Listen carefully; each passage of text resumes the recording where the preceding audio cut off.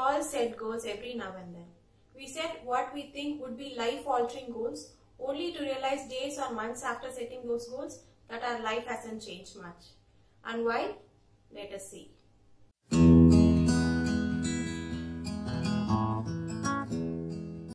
Now, goals can be personal goals, like getting more exercise, traveling more, picking up a new hobby, or learning a new language.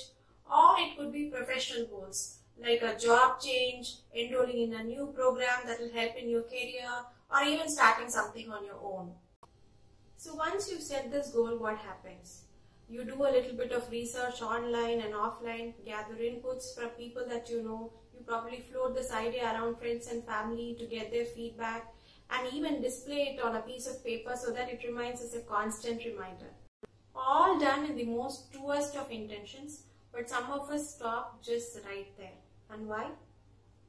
Here are 6 reasons why we are actually giving up on chasing our goals, and how with very little effort we can start chasing those goals again.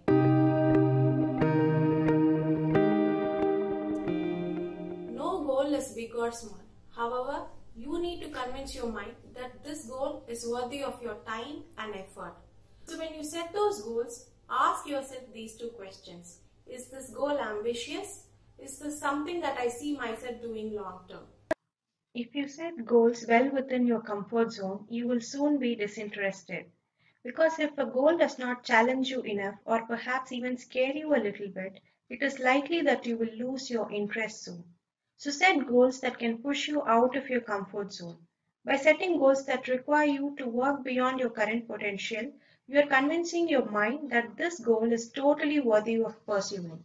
Now coming to the second question. Some of us confuse what we want in life with what is currently in trend and popular. For instance, if you want to be an author, it should be because you love translating your thoughts into words in a creative way, and not because calling yourself an author sounds cool today.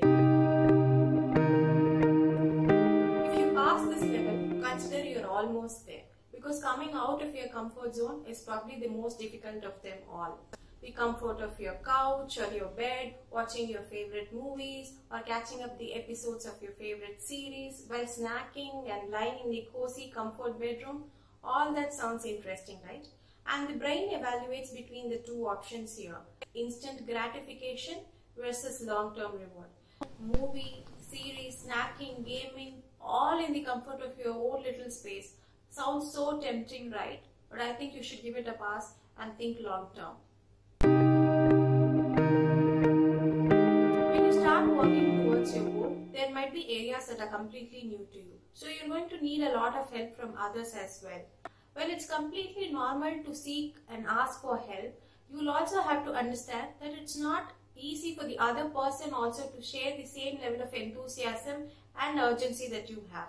This is your goal and it is important to you. So you have to start right away, irrespective of whether or not you're getting that help. So don't be disheartened if help doesn't come right away. Start, and when people see how passionately you're working towards something, help will start coming in.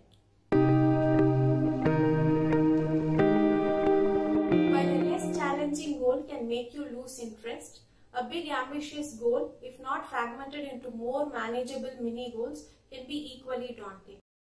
That is why you have to break your big goal into more manageable mini goals.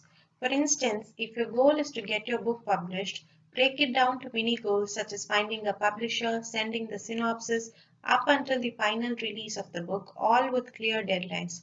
When you have the final deadline and start working backwards towards your goal, any big goal seems attainable.